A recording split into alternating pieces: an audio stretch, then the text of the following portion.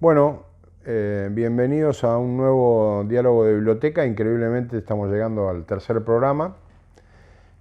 Hoy tenemos el placer de recibir a Oscar García, el ingeniero García, que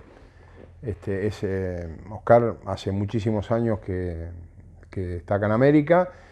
Fue el primer ingeniero del INTA instalado acá en la localidad No, de no el América. primero, el segundo. El segundo. Hubo un tiempo corto una persona anterior, que Ajá. lo voy a mencionar seguramente. Bueno, Oscar tiene una amplia trayectoria en el sector agropecuario, y no solamente en el sector agropecuario, sino en el INTA. Oscar llegó al máximo cargo de línea de carrera en el INTA, ¿no es cierto? ¿Es Sí, así? en el año 2009, en un cargo técnico, de ahí para arriba eran definiciones Eran políticas. todos cargos políticos. Sí, director de INTA Buenos Aires. Así que bueno, con él vamos a hablar de distintos temas. Y bueno, Oscar, mira, vamos a hacerlo más sencillo. Presentate vos, contanos quién sos, cómo te formaste, dónde estudiaste y cómo llegaste a América.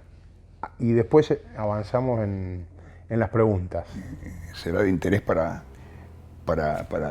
la gente que lo Sí, vea. seguramente sí. Bueno, yo estoy en América, en la zona, trabajando hoy recordaba, hace más de 50 años, 52. Cuando América todavía era Rivadavia, cuando de Pico se venía por tierra, se iba a Villegas por tierra, donde se veía, se hablaba por teléfono con unos teléfonos de manija y el tren era la comunicación. Llegué accidentalmente.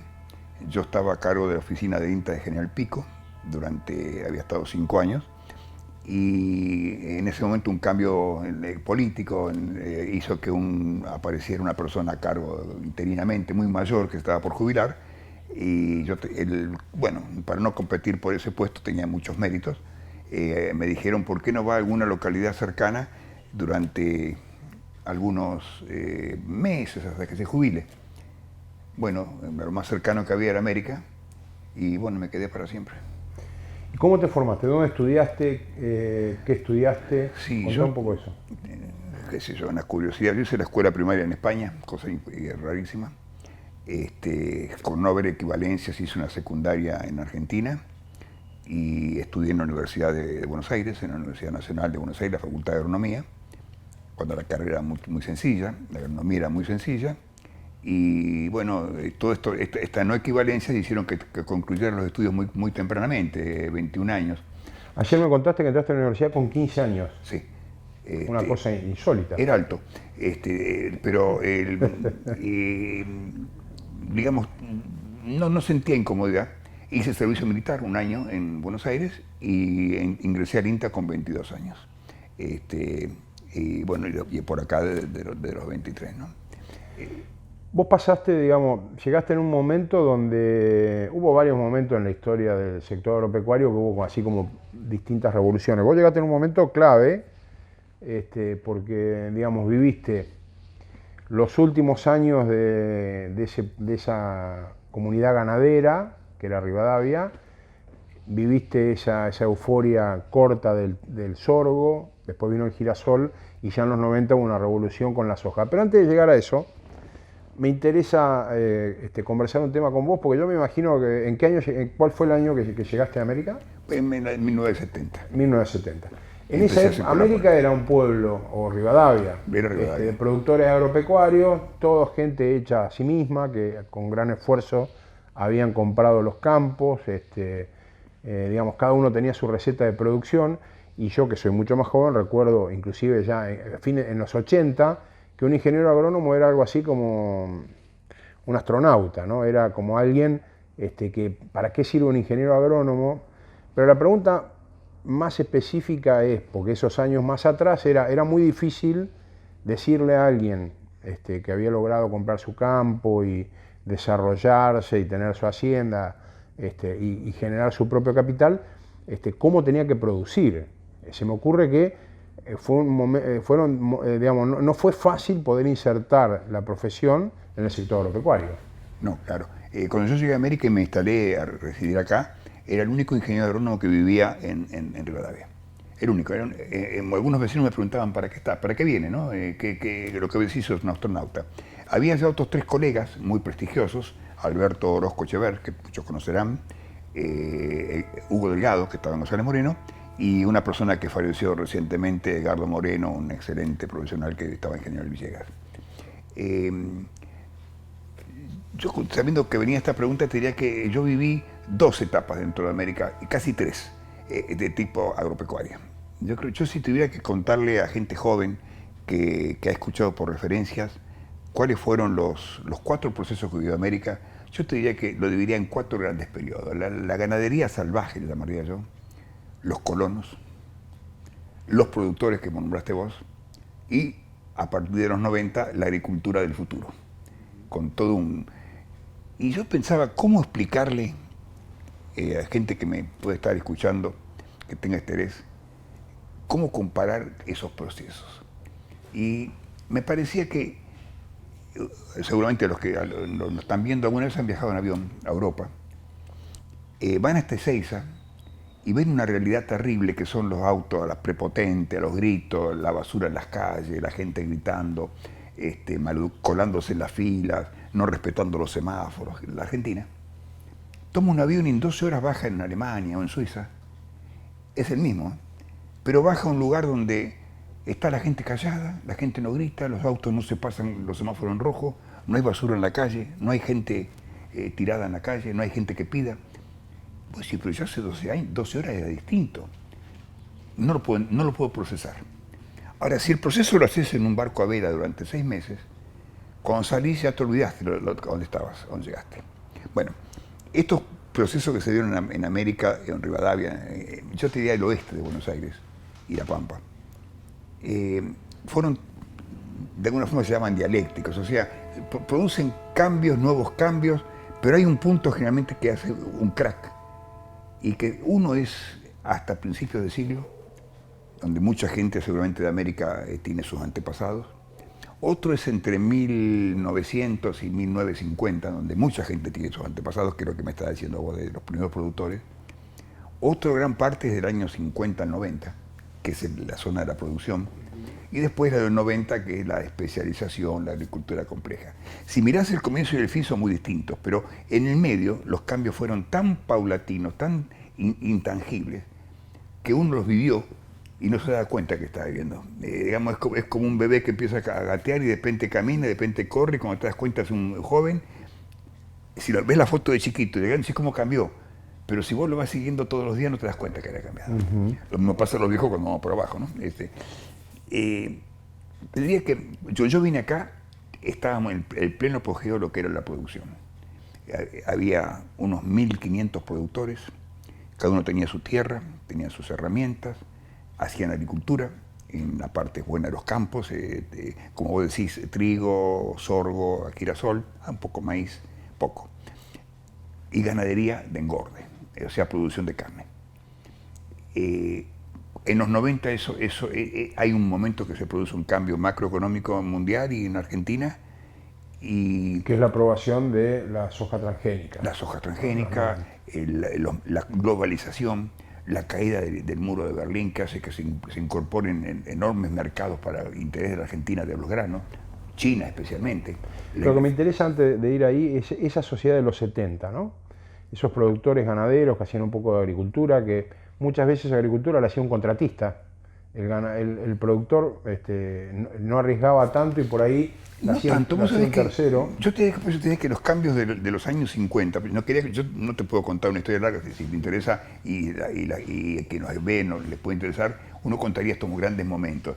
Pero en ese momento, todavía en los 70, 60, todavía el productor tendría a tener su maquinaria, un tractor chico, una herramienta precaria, una sembradora precaria, hasta aplicaba los agroquímicos, y hasta algunos se animaban a meterse, endeudarse con una pequeña cosechadora, de marcas raras, Derino, Massey Harris, unas máquinas importadas chiquititas. Todo se cosechaba en bolsa, había plantas de acopio, todavía había un transporte, mirá, hasta en carros en algunos casos. Y la ganadería, que tenía una tierra de buena condición productiva, que hacía producción de carne, desde un ternero hasta un novillo, y el que tenía un campo deprimido o un campo arenoso de condiciones precarias hacía cría, o sea, la reproducción. Pero ese proceso sensiblemente fue cambiando, se fue complicando. Ya el productor no pudo resistir la cosecha ni la aplicación de agroquímicos. Se quedó solamente con la siembra y el laboreo en ese momento, y la ganadería, hasta que en un momento también el avance fue tan grande que lo sacó del mercado de entrar en la maquinaria y se quedó solamente con la tierra. Entonces ahí pasó a ser el propietario de la tierra, pero había alguien que hacía los trabajos, había alguien que hacía las aplicaciones, había alguien que hacía el transporte, había alguien que hacía el acopio, pero cada uno era dueño de su producción. Y en ese momento, esos 40, 50 años, yo ponía otro ejemplo, a ver si es útil a quien lo ve, y sobre todo a quienes están acá que nos están escuchando.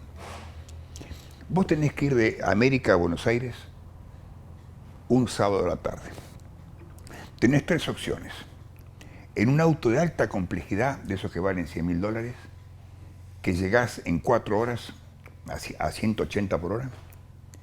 En un auto estándar, que tardás 6 horas, 7, o en un rastrojero destruido. Si vas en el auto grande, tenés una inversión enorme, vale mucha plata. Te consume una nafta de alta cantidad enorme y corres riesgo de tener un accidente, pero llegás antes. Si te quedás con el auto común, lo haces con una inversión menor, un auto de $20.000, con una nafta más común, y seguro que llegás. Y si vas en el rastrojero, puedes tardar un día, a lo mejor no llegás, te rompen el camino, y cuando llegás de noche te asaltan. Bueno, este fue el proceso que se dio en América y en la región entre 1970 y 1990. Algunos optaron por el auto de alta velocidad, que es meterse en maquinaria, en cultivos, en especializaciones, y terminaron con dificultades en la empresa. Fueron tan rápidos que podían llegar a mucho, pero podían tener quiebras. Los que optaron por planteos medianos dijeron: gastamos poco en inversión, gastamos poco en insumos, tenemos rendimientos menores, pero ganamos algo como para seguir resistiendo. Y los que no entendieron este cambio son los del rastrojero. O sea, en poco tiempo siguieron haciendo las cosas como en la década del 50 y en pocos años el mercado los arrasó. Este proceso hacía que nosotros, los asesores, teníamos que ver, como cuando uno va al médico, el médico lo mira y le dice: ¿le doy un medicamento fuerte o le doy uno suave? A ver cómo lo veo a este hombre, ¿lo vacuno o no lo vacuno? A ver si tiene miedo. El consejo era según la empresa, no era un consejo al cultivo. No era una receta. No era el cultivo, era el productor. Había productores que decían: sí, aplique el más complejo de los fertilizantes, los agroquímicos, las semillas de alta avanzada, compre lo más caro en maquinaria, y si me va mal, se acabó. Lo mirabas bien y decías: no, mire, ¿por qué no va a una semilla más económica? Aplica un poquito menos de fertilizante, y pero me va a rendir menos, sí, pero ¿sabe qué? Corre menos riesgo, menos inversión, y seguramente el año que viene va a empezar. Y estaba otro que decía: yo no quiero cambiar, yo toda la vida hice lo mismo, y yo siembro, decían, mi sorgo, kafir le llamaban, porque era el nombre que tenía en ese momento la planta. ¿Cómo era? Kafir fue una variedad africana, que se sembró mucho acá en la zona en los años 50, producía unos rindes bajísimos, y entonces el productor no alcanzaba a compensar los gastos. En el año 90, con los cambios mundiales, con los cambios en Argentina macroeconómicos que todos conocemos, lo que fue la década del 90, esto se especializó de una forma muy notable. Ninguno de los productores que subsistieron, la mayoría, o casi todos, no pudieron seguir el cambio tecnológico y el cambio de inversión. ¿Y qué es lo que hicieron? Quedaron con la tierra, la propiedad, la escritura, y se asociaron con el resto, entregando o en la parcería o en el alquiler a alguien que, por una cuestión de escala, tomaba muchos campos, organizaba la producción en muchos campos, y entonces por la escala disminuía los costos, compraba los insumos por gran volumen, compraba herramientas, no compraba herramientas, exportaba o lo que se vinculaba con los exportadores o tenía mejores precios, pero no operaba la tierra. La tierra parece una figura nueva, que inicialmente era el contratista, el vecino. Vos que tenés una máquina, ayúdame. No, estos son empresas especializadas que tienen, ni siquiera a veces son de América, vienen de Córdoba, de Santa Fe, con cosechadoras, con grandes máquinas. ¿Y la máquinas. sociedad, Oscar? Esa sociedad de los 70, me refiero no solamente al sector agropecuario, sino la comunidad, esa América que vos conociste en los 70, ¿Cómo era? ¿Y cómo fue evolucionando? ¿Fue acompañando, digamos, la economía condicionó a la sociedad claro, o no? El proceso anterior de los colonos eran productores rurales. En casi todos los campos había un puestito donde había vivido el dueño, el abuelo. Los hijos se urbanizaron. Fueron a las ciudades, los nietos ya fueron a la escuela secundaria, a la universidad, y la sociedad se moderniza. Y ese viejo agricultor que del pueblo venía una vez, del campo y venía una vez al pueblo, vivía en el pueblo y una vez por día o por semana iba al campo. O sea, cambió el itinerario. Había un gran respeto por el agricultor, por el productor, porque se consideraba que era la fuente de la única riqueza. Acá no, prácticamente la industria era precaria, el comercio era limitado porque era una localidad chica. Recordemos que en los 70 América tenía alrededor de 7.000 habitantes. Sí, ¿no? sí. Evidentemente las ciudades vecinas también eran pequeñas, General Villegas, Trenquelauquen. General Pico tenía 16.000 habitantes, era lo que es América ahora. Sí, y sin embargo parecía una ciudad de avanzada. Ese productor es el que en la década siguiente pasa a ser el que queda con la propiedad, ese nieto de aquel colono, o hijo, nieto, y que ya no lo opera, sino que se lo da a un operador más grande que tiene contratistas y que entre los tres pugnan por la renta de ese campo. Una parte pugna por su alquiler, otro por el pago de sus servicios y el otro por la operatoria. Algunas de estas empresas son tan grandes, no acá en América. En América hay muchas y muy buenas, y hay todavía, que algunas llegaron a tener en operación 1,5 millones de hectáreas. El más conocido, no sé si lo puedo nombrar, pero son los Grobos de Carlos Casares, que no solamente tenían en la Argentina, sino que operaban en Brasil, en Uruguay, en Perú, en Paraguay y en Bolivia. Habiendo partido de chacareros, tomando tierras de empresas pequeñas, medianas, grandes, que nunca compraban, sino operaban. Este negocio funcionó relativamente bien en la década del 90 y principios del 2000, porque los rendimientos eran buenos, la tecnología era buena, los precios no eran malos, en algunos momentos no eran buenos, pero eran tres a repartir, hasta que aparece un nuevo socio, también lo voy a nombrar, que es el Estado. El Estado ve esto y dice, es muy fácil, una parte de lo que tiene cada uno me lo quedo yo, y le llamo retenciones. Es decir, de lo que producen los campos, esta parte para mí. Pero además con una diferencia de cambio puedo quedarme con algo más.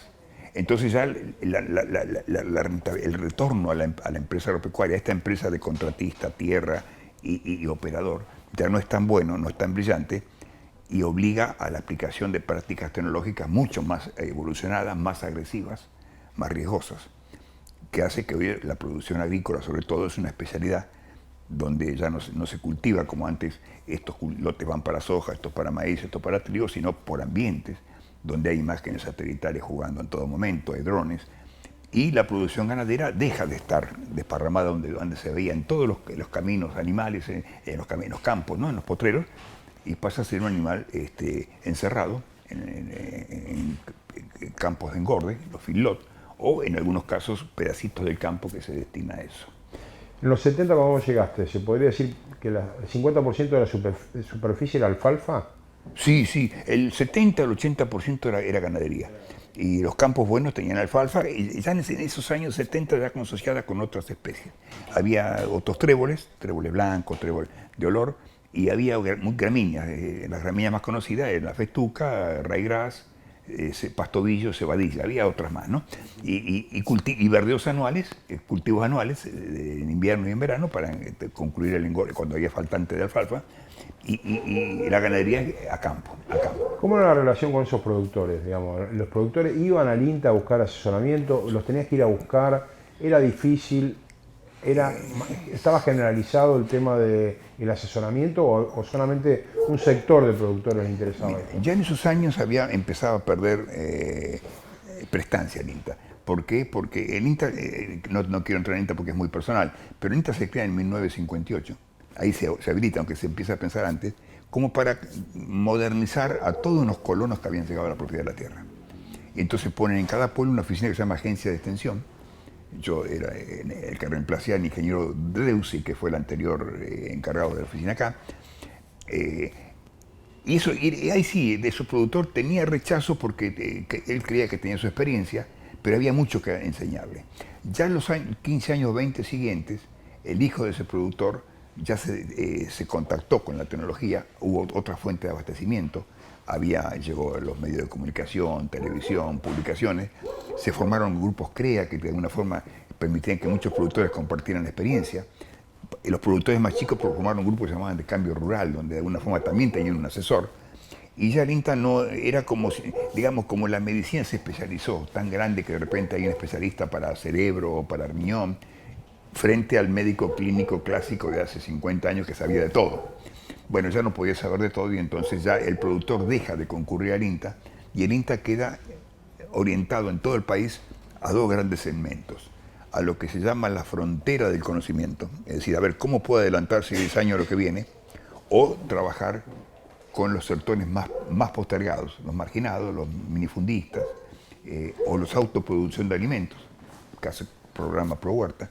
Y entonces el productor medio, primero que va desapareciendo como productor porque va cediendo tierra, y los grandes grupos ya empiezan a tener sus asesores. Pero además de eso, porque el productor medio ya tiene su conocimiento, su experiencia, y cuando realmente precisa un conocimiento, hoy como se dice, hoy se googlea y no tiene por qué ir a una oficina a preguntar algo que está en una página. Cuando en esos años el teléfono era manual y como los caminos eran de tierra, y entonces hacía falta tener una oficina de INTA como para que ante una aparición de una plaga, una enfermedad, una nueva variedad de cultivo, un nuevo material genético, bueno, no tenía las posibilidades de ir a preguntar a la fuente original, no tenía cómo bajar esa información, la oficina era una especie de consultorio de emergencia, donde cuando los problemas eran graves se derivaban a lugares mucho más complicados, ¿no? Sin entrar a analizar, digamos, la coyuntura, ni las cuestiones puntuales, ni hablar de cuestiones políticas, los gobiernos de los 70 hasta acá, ¿vos crees que estuvieron a la altura, sobre todo en el tema de desarrollo agropecuario y producción, digamos, y eso es lo que refleja y significa en nuestras comunidades, como el sector, digamos, más dinámico de la economía? ¿Vos crees que independientemente de los partidos políticos, digo, en general, de los 70 hasta acá, ¿vos te parece que los gobiernos tuvieron claridad conceptual de qué había que hacer con la producción, ayudaron a eso o lejos de eso fueron factores que desestabilizaron a todo el sistema? Mira, yo diría que lo analizaría desde los años 50, porque aunque yo estudié en el 70, el proceso es del 50 hasta ahora. En los años 42, 48 surgen unas leyes que obligan a dejar estable el colono dentro del campo. Ya no se lo puede rotar dentro del campo y en el 48 se congelan los alquileres. Yo no hablo política de partidos políticos, sino de fenómenos. Esto hace que ya no sea interesante para el dueño del campo tener el colono que no le pagaba un buen alquiler o que no lo podía sacar del campo. Y entonces vende a ese colono porque había facilidades bancarias para que ese colono comprara. Mucha gente lo hizo. Así se hicieron enormes colonias, como yo voy a poner algunos nombres, en Tres Algarrobos, en Sancinena, en Roosevelt, el clásico, el Martín Fierro, el Campo El Toro, y podemos hacer muchos ejemplos llenos. Alguno por ahí no compró, no le interesó y quedó como arrendatario hasta que se fue. En algunos casos el propietario lo vende a un inversor, sabiendo que tiene un colono adentro que no puede desalojar, pero lo vende ocupado, como si fuera un inquilino de una propiedad urbana, que lo vende con la persona adentro, con la condición que se vaya. Esa ley, ese desalojo se produce en 1967, no importa el gobierno de quién, con una ley que se llamó Ley Raggio. Raggio era el ministro de Agricultura, que dice: a partir de ahora el que no compró se va del campo. Y se produce un desbande de productores. O sea, los que compraron podían ser pequeños productores o medianos, los inversores que compraron se encuentran con un campo que habían comprado muy barato por estar ocupado, y los que estaban como colonos y no compraron quedaron totalmente desorientados, trabajando en actividades precarias, ¿no es cierto? Esas condiciones. El 58 se quiere orientar a ese productor nuevo que llega a la tierra, y ahí se crea el INTA. Y bueno, me parece que ahí en esos años 58, 60, 70, 60 y pico, hubo un interés en desarrollar la Argentina, industrializar. Cada uno dirá cómo fue ese proceso, o cómo terminó, pero hubo un intento. Momentos difíciles así, yo diría que interesados en desarrollar. Soy un reconocedor de la década de 90, donde el INTA decidió levantarse sus oficinas porque ya vio que no eran vigentes. En 2 meses cerramos nuestra oficina en General Pinto, en América, en Carlos Tejedor, en General Villegas, en Saliqueró, en Peguajó, en Realicó, en Castés, porque yo fui el encargado de cerrarla, porque era el supervisor, porque no tenían sentido. Nos quedamos solamente con algunos campos experimentales y alguna oficina de cabecera como era Trenquelauquen. Y a pesar de ese achicamiento numérico, que fue achicamiento del Estado, fue una modernización porque hizo que vieran la especialidad. En vez de tener un agrónomo general desorientado, tenían un equipo de 8 o 10 personas en el cual uno estaba en lechería, uno estaba en ganadería, uno estaba en economía agraria, uno estaba en suelos, uno estaba en pequeños productores. Entonces ya se podía profundizar un poco más y buscar distintas estrategias. Creo que años siguientes me parece que los estados, vieron al sector rural simplemente como una fuente de producción de recursos. O sea, era la renta, es decir, repartir la renta. Por suerte la tecnología avanzó muchísimo, los precios en general fueron buenos, los climas acompañaron, los mercados crecieron y esa renta elevada en algunos momentos alcanzó para, con conflictos, ¿no? Todos recuerdan los momentos que se vivieron en el 2008, los que se viven en otro momento, pero digamos, no lo acompañó, sino que se asoció en la producción. Sí hubo en algunos periodos del INTA, por suerte, y del gobierno, una preocupación por la conservación de los recursos naturales. O sea, esta agricultura de principio del siglo que era agresiva, que era fuego y reja, agredió los suelos de una forma que lo que eran tierras muy productivas pasaron a ser medanosas, inundables, salinizadas, y una vez que empezó todo el sistema satelital a mostrarnos de arriba, también se veía de abajo, ¿no? Nos dimos cuenta que a ese ritmo la producción de esta región era muy lábil, muy débil, lábil de la palabra. Ya hubo que recurrir a fertilizantes, a tecnologías conservacionistas, a herramientas menos agresivas, a entrar con cultivos nuevos que recuperaran el suelo, como fue el famoso pasto llorón, que mucha gente recordará acá, que muchos años fue famoso. La gente peleaba por conseguir una bolsa de semillas para sembrar pasto llorón. Hoy está abandonada en algún rincón de una vía de tren. Sí, aparte se definía, era un poco para fijar los médanos de los campos, bueno, que se definía como médanos lotes que hoy son súper productivos y que, claro, porque que no son médanos, digamos que pueden tener una... Esos campos eran súper productivos en los primeros 20 o 30 años del siglo pasado, pero el fuego, quemar las cosechas, los rastrojos y volver con una herramienta de arado de reja, invertir al suelo, dejar el suelo desnudo, con una lluvia se compactaba y con el viento se empezaba a volar, hacía que esa tierra se fuera acumulando, como se acumulan en los costados de las banquinas de los caminos, y se iban haciendo médanos. Al año siguiente lo mismo, el médano más grande, y hubo médanos tan grandes que cortaron rutas enteras. La ruta de Trebolares a Alvear estuvo cortada 1 año porque un médano voló como si fuera una duna de África y tapó toda la ruta completamente. Así como después, 30 años después, se inundó y una laguna rompió todo eso, ¿no?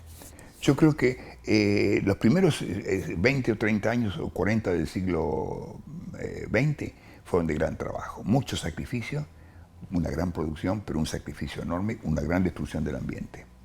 Entre los años 50 y 1990 fue de equilibrio, de producción, de jerarquización del rol del productor agropecuario, de especialización, uno de carne, otro granos, otro... Y a partir de 90, un nuevo modelo organizativo que estamos transitando. Yo decía, en todos estos campos había una vaca lechera, en todos estos campos había gallinas, había chanchos. Y cuando sobraban, se ponían en jaulas, se cargaban en el tren y se mandaban a Buenos Aires. Hace 50 años. Ahora, 50 años después, esperamos que vengan las cajas con los pollos de Buenos Aires. Dígame cuántos pollos y cuántos chanchos se ven alrededor. Es decir, el modelo cambió, es lo que te decía del viaje en avión. Si vos lo ves la foto del año 70 y ves la foto del año 2020, y vos decís, yo estoy en otro país. Es como me fui de Argentina a Alemania. Cuando vos transitaste eso, fue un proceso que primero fue dejar una parte de los pollos que se vayan, ya no ordeño más, la leche viene de Sunchales o de General Rodríguez. Los pollos vienen en cajas congelados, pollitos que no tienen la misma calidad, ni mucho menos. El productor dejó de ser autoproductor de alimentos, dejó de ser aportante de trabajo físico, empezó a poner trabajo intelectual. El trabajo físico quedó para mano de obra. Y cuando ya no pudo resistir más, es el propietario de la tierra que la entrega a otro, que por una cuestión de escala. Mira, si vos tenés que llevar 4 bolsas de porotos a Trenquelao, que en una camioneta, gastás gasoil y un chofer. Y te cuesta 100 pesos.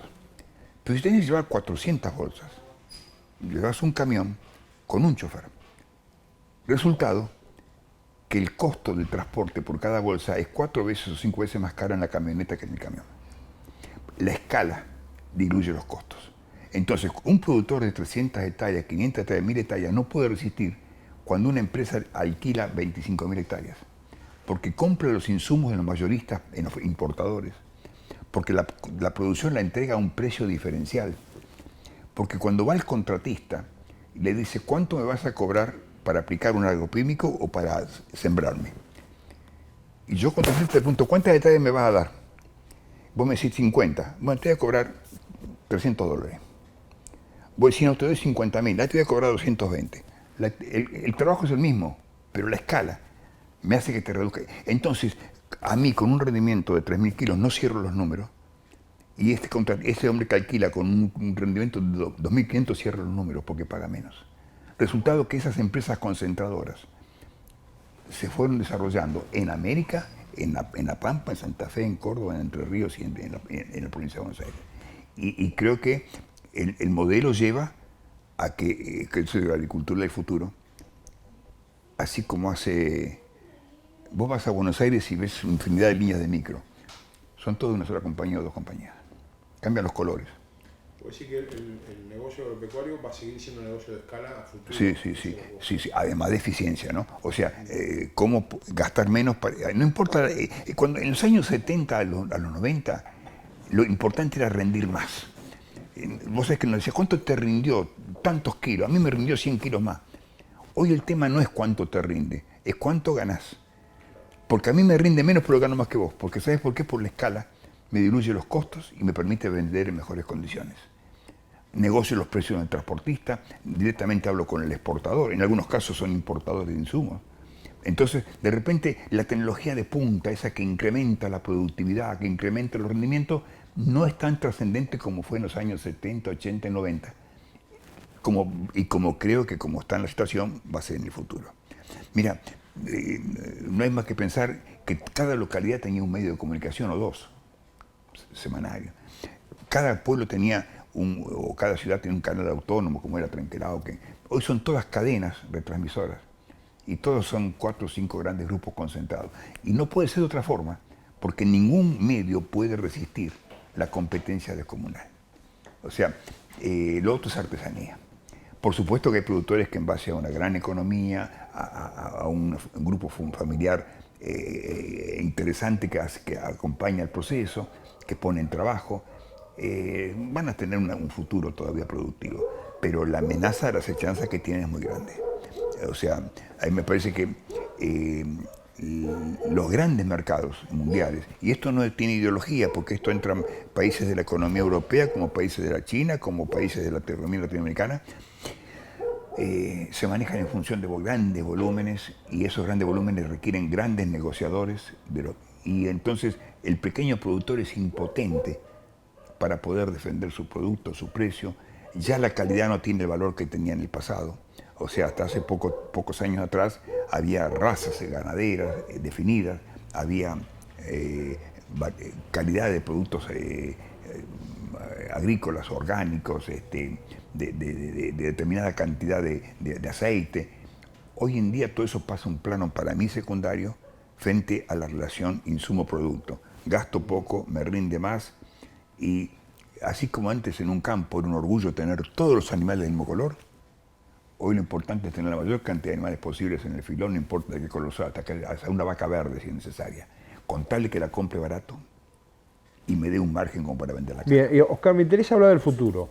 3 o 4 temas que creo que son centrales. La primera pregunta que te haría sería, este sistema productivo como está planteado, no digo en Argentina, en el mundo me refiero, ¿vos crees que resiste, que es el modelo que va a seguir produciendo granos y carnes y legumbres o que necesariamente en algún momento va a tener que cambiar? Digo porque hay un esquema de cuestionamiento con respecto al uso de los agroquímicos, al uso del suelo, a este concepto de desierto verde, ¿no?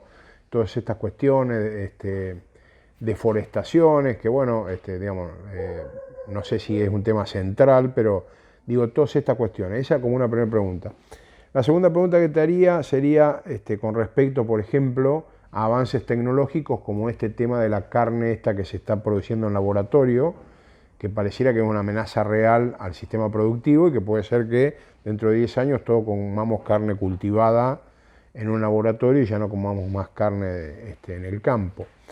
Y el tercer concepto que está involucrado en estas cuestiones es qué opinión tenés de estas nuevas alternativas agroecológicas de producción, si vos crees que pueden avanzar como para poder abastecer la demanda mundial de alimentos.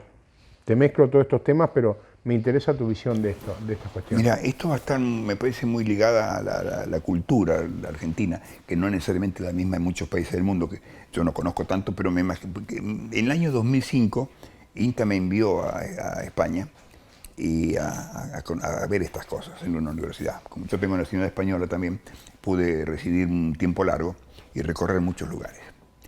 Y encontré que la forma de resistir estos procesos de concentración es la cooperativización, no sé la palabra exacta, pero sí, de los productores. Donde en vez de competir entre ellos a ver quién le puede comprar el campo al vecino, se asocian para ver cómo resisten todos juntos antes que se lo lleve por delante el aluvión. Me dijeron que hay muy pocas leyes biológicas comprobadas, pero hay una que sí está comprobada. La ley dice así: la agresión del exogrupo mejora la cohesión del endogrupo. La agresión externa mejora la cohesión interna. Y me lo pusieron con este ejemplo. Ustedes en un potrero de alfalfa tienen 10 vacas. Cada vaca quiere comer la mejor parte. Cuando una vaca viene, la otra la echa por delante, quiero comer yo acá. Hasta que entran 4 perros. Entran 4 perros, las vacas se juntan todas, echan los terneros al centro y se juntan todas para sacar los perros. Después vamos a pelear, pero no vamos a sacar los perros. La agresión externa mejora la cohesión interna. El ejemplo más clásico sería la barra de fútbol. Todos se llevan más y se quieren robar la hinchada, pero cuando viene la hinchada contraria somos todos amigos para vengarnos a los otros. Me parece que el individualismo que primó en el agricultor argentino, y acá fue notable, en Rivadavia fue un ejemplo clásico, como uno más, hace que en vez si cada productor tenía 20 vacas y un toro, pero el toro daba para 100 vacas, ¿para qué tenía 20 vacas cada uno con un toro si con un solo toro se arreglaban 5 productores? No, eso es ineficiencia. De alguna forma los productores no tienen por qué más preguntarse de quién es el toro y de quién es el molino, sino cómo nos asociamos para hacer la misma escala que hacen esos grupos que de alguna forma vienen ocupándonos el espacio. Entonces, en vez de tener cada uno su tractor, tenemos uno para todos. Eso desde el punto de vista de producción, pero yo me refiero al tema estrictamente técnico, ecológico, digamos, de sostenimiento del sistema. ¿El sistema es sostenible en el tiempo? ¿Vos crees que estos sistemas de producción que tenemos son sostenibles durante 2 siglos, por ejemplo? No, se habla de cambio climático, se habla de degradación de los suelos en casi toda parte del mundo. Yo creo que no. Lo que pasa es que la demanda de alimentos y la demanda de mercados es tan grande. ¿Y cómo se resuelve? Digamos, ¿cómo se conjuga esa demanda de alimentos con un criterio de que hay que cambiar? El sistema productivo tiene que cambiar porque si no se lleva puesto al insumo básico que es el suelo. Yo creo que tendríamos que revisar la filosofía de vida de cada uno de nosotros, ¿no? O sea, evidentemente yo creo que los productores tendrían que empezar a pensar, mi deseo, como sector productivo y no como individuos que sumados hacen un sector productivo. Entonces posiblemente puedan hacer la transformación de sus productos en el lugar donde lo producen, in situ, pueden hacer el transporte, pueden hacer la cosecha, pueden tener maquinarias compartidas, asociadas, cooperativas. O sea, donde de alguna forma, en vez de tener cada uno su máquina o su tractor pequeño que es ineficiente, tener uno grande que trabaje para todos. O sea, buscar las ventajas que la escala le da dentro del grupo de productores y no en sectores externos que se apropian de parte de esa renta. Lógicamente, para que el beneficio dé para todos, hay que agredir el ambiente, porque como todos quieren participar con algo mayor, la única salida es un mayor rendimiento, una mayor agresividad. Yo te conté el otro día, me dijiste que lo repitiera, lo voy a repetir. Hay un filósofo francés que fue el ideólogo de lo que se llamó el Mayo francés, una revolución en los años 68 en Francia, que después con la Unión Europea se acabó. Y ese hombre nos dijo en alguna clase una cosa que a mí me quedó para siempre. Y me dijo, mire, la ideología de la clase dominante es la ideología del resto de las clases. Y evidentemente cuando los sectores que de alguna forma conducen la agricultura mundial, nacional, regional, y conducen ideológicamente, ¿no? Sin darse cuenta imponen su forma de ver las cosas al resto. Y todos intentamos competir con él para ser mejor que él, pero dentro de ese esquema. Dicen que Einstein una vez dijo, ¿usted cómo pretende obtener cosas distintas si va siempre a hacer lo mismo?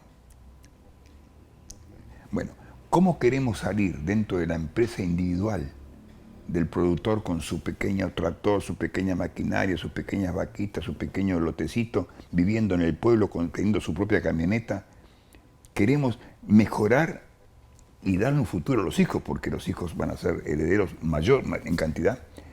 ¿Cómo podemos lograr si vamos a hacer lo mismo que hicimos nuestros padres y queremos que hagan nuestros hijos? ¿Por qué no encontramos la forma, transgresores, transgrediendo? Es decir, ¿por qué no inventamos algo que de repente mira, yo conocí un caso y me tocó a mí literalmente de dos campos vecinos que tenían necesidad de un personal para el movimiento de Hacienda, pero no un personal completo, medio personal cada uno. Si cada uno tiene su personal, le costaba un sueldo completo. ¿Qué es lo que hicieron? Tomaron un personal a media. El lunes lo llevaba uno y el sábado lo venía a buscar el otro. Y con medio sueldo cada campo, obtenían el mismo trabajo, el mismo beneficio para el campo que tenía un peón cada uno, que tener que ir el lunes llevarlo y el sábado traerlo. Es decir, ahora claro, hay barreras mentales. El peón es mío, hace lo que yo quiero, me trabaja primero a mí.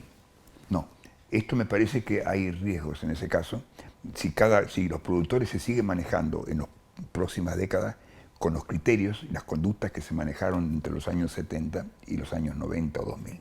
Me parece que el mundo le va a hacer exigencias, le va a hacer, y lo va a obligar a trabajar más, ganar menos, y para poder compensar esa pérdida, exigirle al ambiente mayores contribuciones, destruir el suelo, destruir la estructura, agotar la fertilidad, alterar los procesos climáticos desfavorables, por ejemplo, sequías, inundaciones se van a agravar por el maltrato que tiene el ambiente. Bueno, por ahí la necesidad de un país para mejorar su calidad de vida de su gente obliga a eso. Pero yo viéndolo desde el lado del productor, como vos decís, si yo tuviera que en este momento de la empresa, buscaría cómo asociarme. No sé de qué forma, y no sé si todo, no sé si el 100% una sociedad de bonos, de títulos, no. Cómo compartir costos que me permitan mejorar la diferencia entre ingresos y gastos, que es el mismo ejemplo que vieron estas grandes empresas corporativas, que no son marcianas, son de Argentina, son de Buenos Aires y son de América. Lo que pasa es que algunas tienen cientos de miles de hectáreas y otras tienen 1.000 o 2.000 o 5.000, pero el criterio es el mismo, aumentar la base de la producción de tal forma de licuar los costos y poder con el mismo precio y el mismo rende obtener un beneficio por hectárea mayor que el que obtendría el productor si lo trabajara él mismo. ¿Y vos crees que, y ya ahora me refiero a la clase dirigente en general, porque supongo que el sector agropecuario es un reflejo más de lo que es la clase dirigente en todos los aspectos, industrial, política, social, que están a la altura de la circunstancia en estos temas o que digamos, los cambios que se están produciendo, de lo que vos mencionaste, cambio climático, y todo esto tiene una velocidad tal de que si no se reacciona rápido no hay forma de resolverlo? ¿O cómo lo estás viendo vos? No, yo no me atrevo ni siquiera a esbozar un pensamiento. Yo creo que a mí me parece que de los 1.500 productores que yo conocí, hoy me parece que en América quedan en condiciones de producir autónomamente en torno a no más de 200. Los demás tienen escritura, pero la producción la hacen otros. Es decir que, bueno, me hace recordar lo que era el almacén de barrio cuando llega al supermercado. ¿Qué es lo que tiene? El mismo producto, pero con una cantidad tan grande que baja los precios. O puede financiar. Y el almacén de la esquina tiene que cerrar. O todos los almacenes de la esquina se asocian para hacer un supermercado competitivo, o el supermercado los termina por devorar. Evidentemente, bueno, yo creo que en la década del 60 en Argentina había, creo que 18 o 20 fábricas de automóviles. Acá se fabricaban, qué sé yo, Ford, Volkswagen, Fiat. Hoy quedan 3 o 4. Y creo que muchas, en el mundo, uno ve la asociación de Dodge con Volkswagen. O sea, me parece que los procesos de concentración no se dan solamente en el sector rural. En todos los sectores. Mira, ustedes, no sé si viajan en micro, algunos que están viendo el programa, vayan a tomar el micro acá a la terminal y van a ver que no dice Pullman General Belgrano la boletería, pero no es más Pullman General Belgrano. El micro es Flechabús. ¿Qué es Flechabús? Una mega corporación que se compró todas las concesiones de línea de la Argentina y que va desde Jujuy hasta Tierra del Fuego, y que entonces que él compró es la línea que viene a Rivadavia. Porque Pullman no podía resistir, no podía transformar su ómnibus modelo 2010 en un ómnibus movimiento, no tiene plata.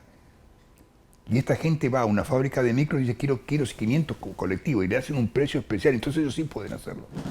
Y el personal chofer baja de un micro, sube en otro, anda en otro, y trabaja mucho más horas que lo que puede trabajar en el pobre Pullman General Belgrano, que durante años nos llevó de Buenos Aires a América. Yo creo que en el sector rural no sé si es tan contundente como en la industria, como en el comercio, pero me parece que estamos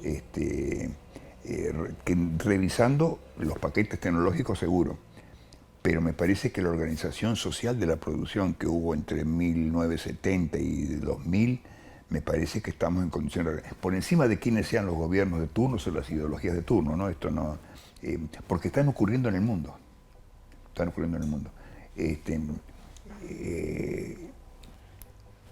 el temor es lo que te digo, que el ambiente está siendo agredido, ¿no? Está siendo agredido, y a mí me parece que, les cuento una anécdota, que seguramente hay dos cosas que me impactaron de América. Cuando yo llegué acá, había un cartel grande en la entrada que dice, lo habrán visto, capital de la invernada, capital del novillo, fiesta del novillo.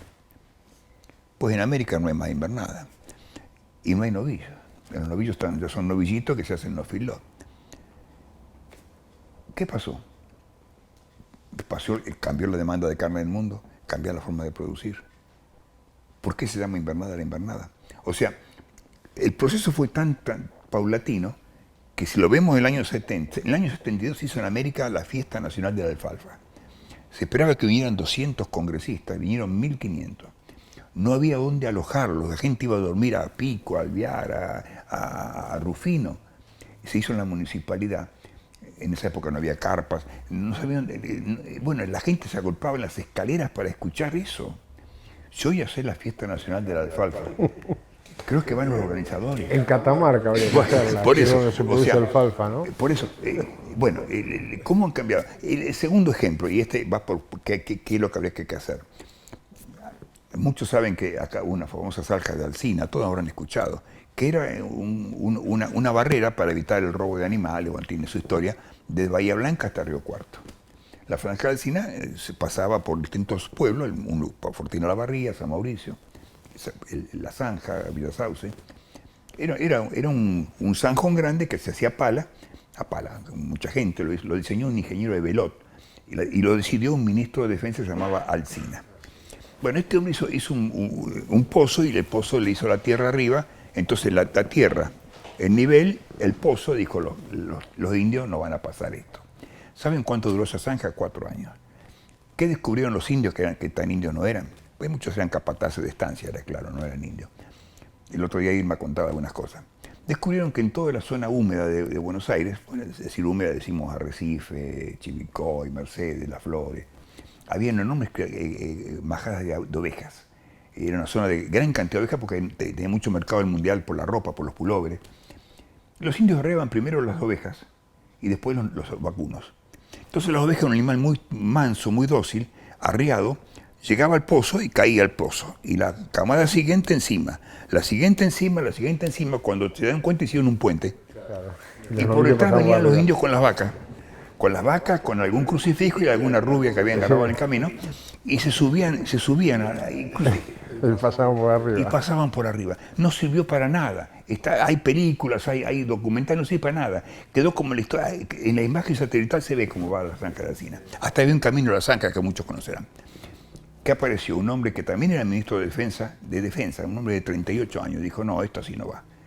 No vamos a hacer lo mismo si vamos a tener lo mismo. Acá hay que barrerlos de un plumazo. Roca. Juntó no sé cuántos miles de soldados. Salió de donde tenía que salir, había tren, había telégrafo, había Remington, que eso ayudaba mucho, y en 6 meses llevó toda esa situación de inseguridad hasta la cordillera, y esto se transformó en el emporio cerealero del mundo y ganadero del mundo. Toda la provincia de Buenos Aires, La Pampa, Córdoba, Santa Fe. No hizo lo mismo que hicieron 400 años, hizo en 6 meses algo distinto. No sé si estaba bien o mal, si las consecuencias son buenas o malas, cada uno debe evaluar. Creo que si queremos modificar este sector agropecuario, no va a ser lo que llamarían los filósofos la lógica formal, lineal y unidireccional, sino la lógica dialéctica. Bueno, basta de esto, vamos por esto otro. Que yo no tengo la capacidad para saber qué, pero me parece que no es fácil. Te voy a preguntar, vos recién mencionaste a Marcuse, ¿no? Cuando hablaste de que la filosofía de la clase dominante termina siendo la filosofía... La ideología del resto de las clases. La ideología del resto de la gente. ¿Fuiste alumno de Marcuse? Sí, lo conocí. Lo conocí en el año, 70 y pico, 80. ¿En dónde fuiste alumno? Acá, en España. ¿En España? Yo viajé 19 veces a España y hasta di clase en la Universidad Complutense de Madrid. ¿Hiciste un doctorado en la Universidad de Madrid? Sí. Pero era como un empleado del INTA, o sea, estaba 45 días, por ejemplo, seguidos, 50, y viajaba en el subterráneo y comía en un McDonald's, o sea, no era turista, o sea, y el lunes a las 8 de la mañana había que ir en el subte para volver a las 8 de la noche, o sea. Pero me interesa que me hable un poquito de Marcuse. Porque Marcuse es un filósofo, el filósofo, como vos dijiste, fue el ideólogo del Mayo francés del 68, y lo tuviste de profesor. ¿Cómo era Marcuse? ¿Qué era? ¿Cómo lo definís? Mira, trato de imitarlo. ¿No sea un tipo aburrido, con unos conceptos claros, digamos, claros. Un genio? Primero, ¿qué era? Me llamaba la atención que en las universidades europeas, españolas, los docentes no se ponen frente Discúlpame, estudiaste en la Universidad Complutense de Madrid. Que es la unidad autónoma, no la de Estado. Ajá. Y los profesores no se sientan de frente a los alumnos, se sientan de costado, así como nosotros. Porque no hay un actor y espectadores, somos todos espectadores. Esa es la primera revolución que me sorprendió. O sea, acá somos todos iguales, acá todos tenemos algo que aprender. ¿Qué materia te daba? ¿Te acordás? ¿Cómo se llamaba? Creo que era algo así como la resistencia y la opresión, ese tipo de... en el fondo era no digo un provocador, sino que un hombre que imaginaba una sociedad distinta. Él nos hablaba de que durante años hubo emperadores y esclavos, y después hubo señores feudales y vasallos, y después hubo grandes capitalistas con obreros, y que hay una sociedad nueva. No era marxista, aunque tenía sesgos, ¿viste? Que había que buscar algo nuevo. Era interesantísimo. Ahora, no hablaba personalmente, sino que hablaba en la clase. El último día, sí, en una especie de cervecería, se sintió un alumno más. Éramos todos profesionales, ¿no? Pero más jóvenes que... No sé cuántos han sido alumnos, digamos, cuántos argentinos han sido alumnos de Marcuse. No, supongo que no muchos. No, bueno, pero digamos, un privilegio. Un periodo cortito, aparte no interacción, sino que del nivel era notable, ¿no? ¿Y cómo era esa universidad en España? ¿En qué año fuiste? ¿En qué año fue esto? Yo empecé en el 2000 y terminé en el 2013. ¿Cómo fue esa experiencia? Digo, a ver, porque por ahí está bueno que lo plantee, ya saliendo del tema agropecuario, una experiencia universitaria en Europa con tu experiencia universitaria local. ¿Cómo evaluarías esas dos experiencias? No, yo la que estudié en la Universidad de Buenos Aires fue fabulosa, irreemplazable. Creo que lo superó décadas todo lo que vino después, ¿no? O sea, había un profesor que nos enseñaba las materias elementales, se llamaba Parodi, que es famoso, el libro de Parodi, está en la biblioteca, el que no era como la Biblia, ¿no? Y creo que después se fue haciendo más un puesto de trabajo y no una vocación de enseñanza. Pero es distinta. Me pareció que la universidad en general en Europa es mucho más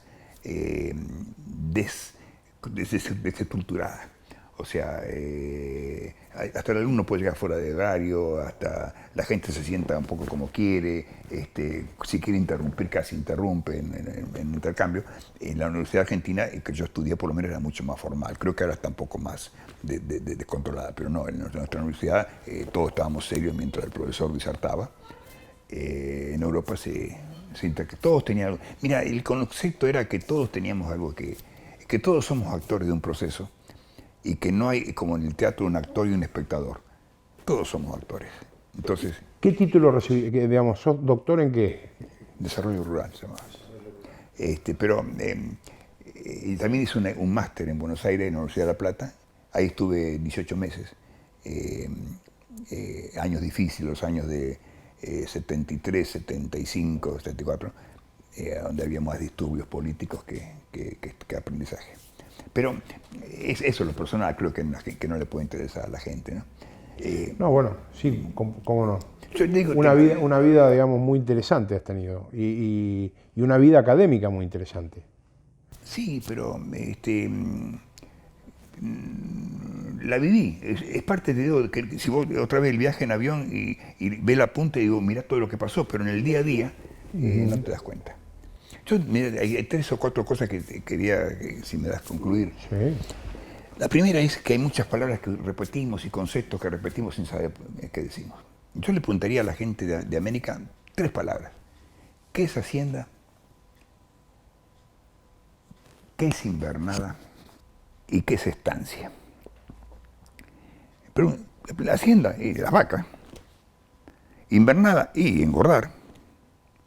Y la estancia en un campo grande. No tienen la más mínima idea.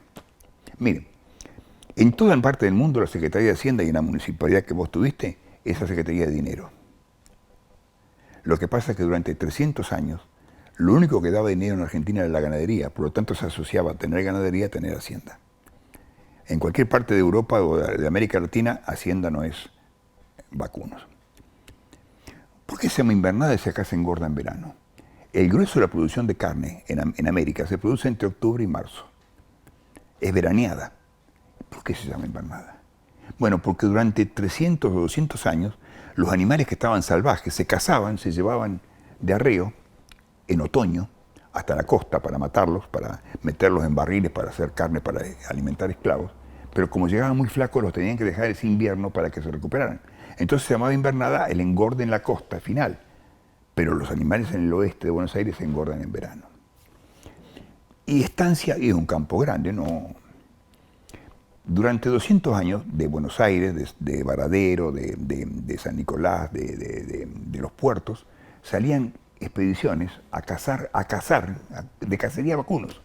Gauchos, todo vacuno que encontraban lo mataban para sacar el cuero y si no, los llevaban de arreo para hacerlo carne. Entonces, ¿qué venían? 50, 100 gauchos y todo vacuno que encontraban lo llevaban. Pero una que venía otra expedición, una había salido, pónganle, de Luján y otra había salido de Lobos y los dos querían robar el mismo arreo.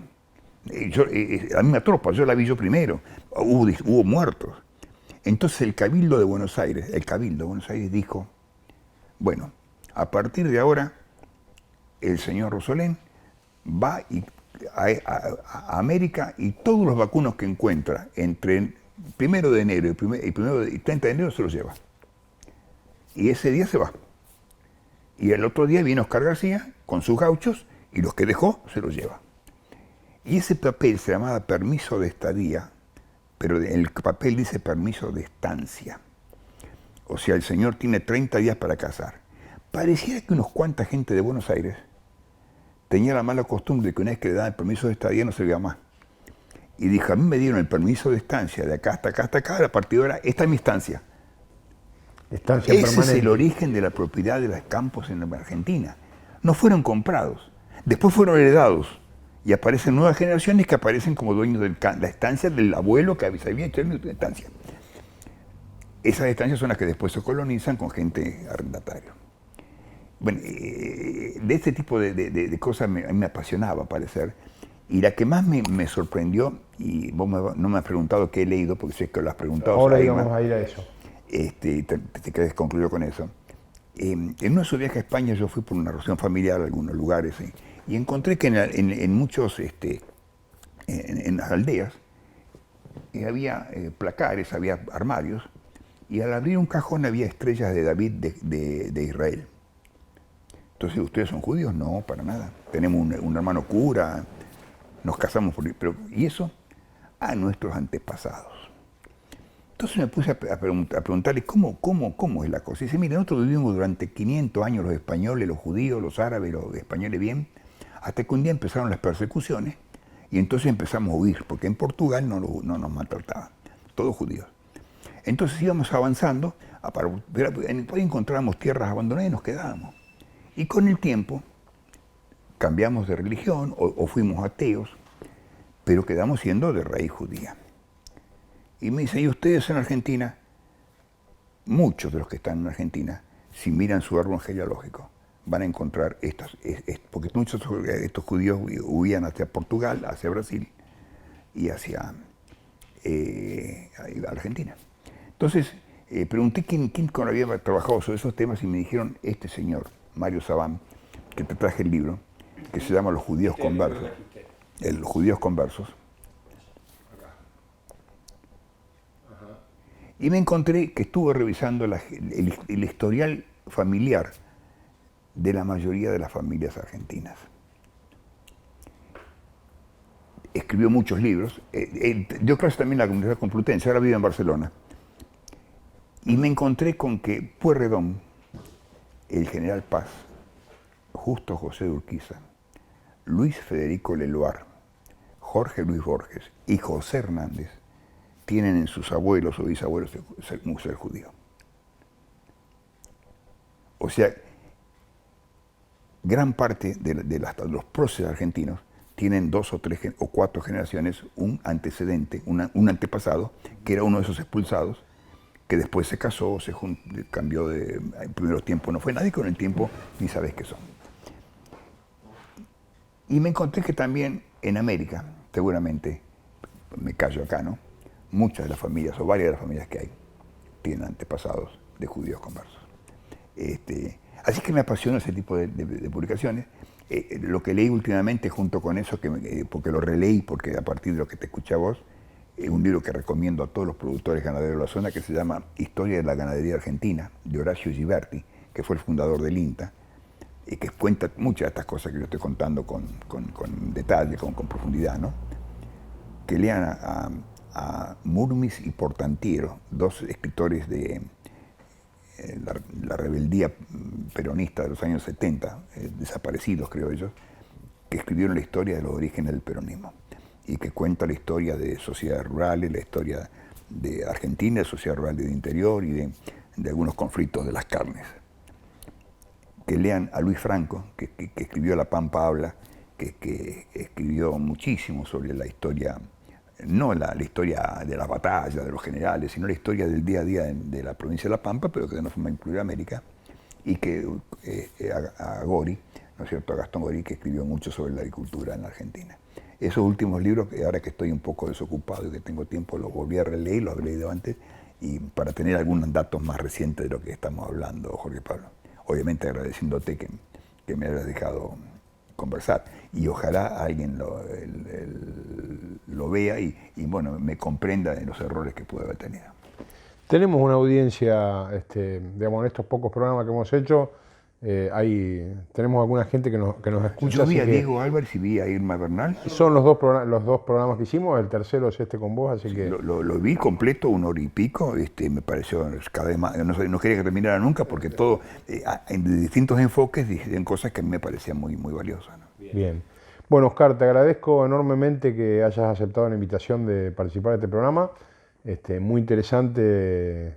La verdad que tenía mucho interés de charlar con vos porque estos temas me parece que son interesantes y creo que vos los manejás bien y bueno, muchas veces hemos hablado, no tan en profundidad como ahora, pero de estos temas, así que seguramente creo que la gente lo va a valorar. Así que muchas gracias, Oscar. No sé si querés decir algo más para terminar. Un agradecimiento a que me hayas invitado y un reconocimiento al apellido Rosolén. Vos sabés que cuando yo llegué a América viví transhumante hasta que en un momento dado quise edificar una pequeña vivienda y se loteó una manzana que estaba allá al lado del hospital abandonada, que iban los circos, era tan abandonada que iban horrible. Y yo quise comprar un terreno y tu abuelo, don Pedro F. Rosolén, los remataba y venía rematando y vendió todos. No, yo levantaba la mano y me decía, no, que va a comprar este hombre. Y el último lotecito, me lo vendió. Bueno, ahí tengo mi casa donde yo vivo, donde nacieron mis hijos, donde recién salgo de ahí, está mi señora. Y bueno, me ayudó a estar acá, así que mira cómo me queda el apellido. Bien, bueno, muchas gracias, Oscar, nuevamente. Y bueno, seguramente el mes que viene tendremos un próximo Diálogos de Biblioteca con la incógnita. Todavía no sé a quién vamos a entrevistar, así que en los próximos días me ocuparé de eso. Muchas gracias.